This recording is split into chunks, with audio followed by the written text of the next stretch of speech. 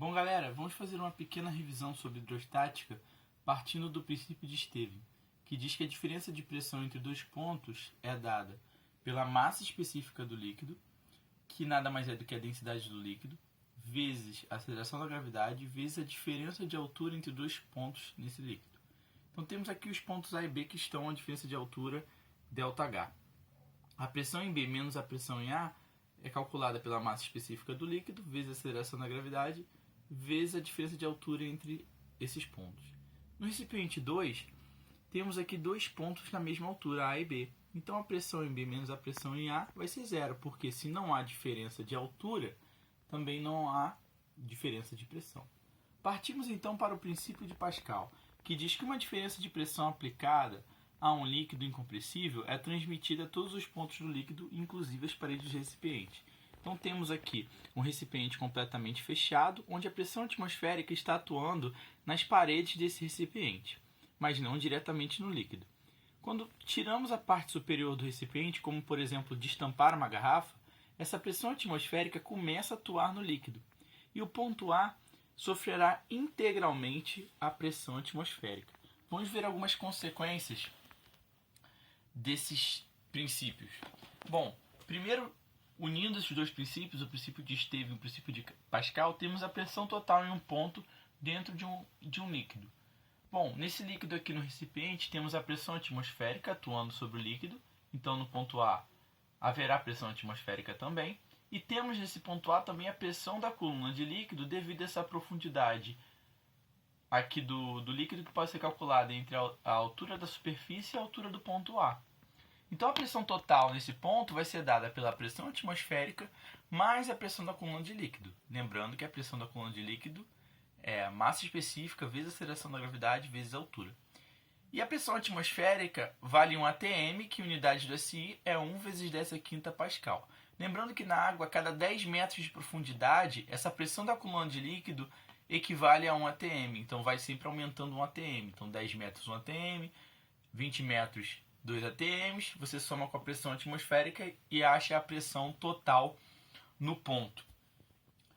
Outra consequência, no caso do princípio de Stevens, é a dos líquidos immiscíveis.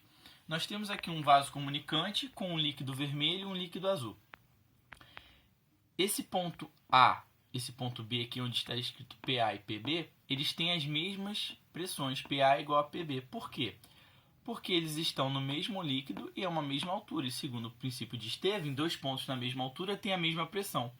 Portanto, eu posso dizer que a pressão em A, que é dada pela pressão atmosférica, mais a pressão da coluna do líquido A, é igual à pressão atmosférica mais a pressão da coluna do líquido B. Simplifico aqui as pressões atmosféricas. Chego nessas duas equações aqui, que são as pressões da coluna de líquido de cada líquido. Simplifico as acelerações da gravidade e chego aqui na relação de que a massa específica do líquido A vezes a altura do líquido A é igual à massa específica do líquido B vezes a altura do líquido B. E por último, nós teremos a prensa hidráulica, que é um sistema utilizado no freio dos carros, macaco hidráulico, onde nós temos uma região que tem uma área 1 e uma região que tem uma área 2, e essas regiões estão comunicadas por um vaso comunicante aqui com um líquido incompressível. Quando eu exerço uma força F1 sobre aqui o êmbolo menor, o que vai acontecer?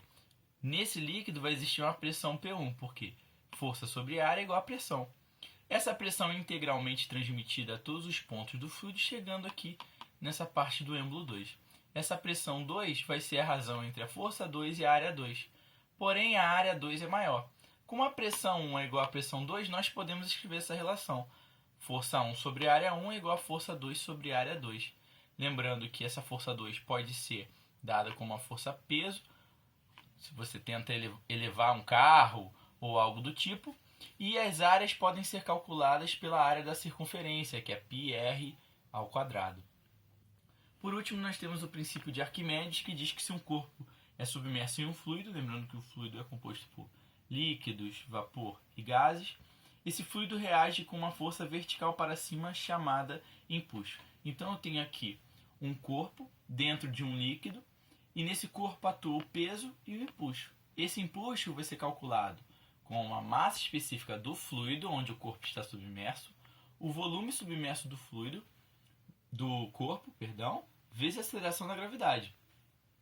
E aí nós podemos calcular o peso aparente toda vez que houver um desequilíbrio aqui de forças.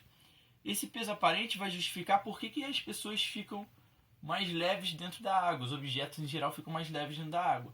Porque esse peso aparente é o peso menos o empuxo, portanto ele tem um valor menor do que o peso real do corpo. E por último temos aqui uma relação de como calcular a densidade de um material que está submerso. No equilíbrio, quando essas forças aqui forem iguais, o que vai acontecer? O peso vai ser igual ao empuxo em módulo. Então peso é massa vezes a aceleração da gravidade e empuxo, massa específica do fluido, volume submerso vezes a aceleração da gravidade. Simplifica esses termos e tomando a massa como a densidade do material vezes o volume total do material, nós substituímos aqui, esse volume está multiplicando, passa para o outro lado dividindo, então nós temos que a densidade do material é igual a massa específica do fluido vezes o volume submerso dividido pelo volume total, aonde esse volume submerso nas questões vai ser dado em função do volume total para que você possa simplificar e calcular a densidade do material submerso. Valeu, galera, é isso. Segue aí o nosso canal, dá um like aí no vídeo, por favor. Valeu, um abraço.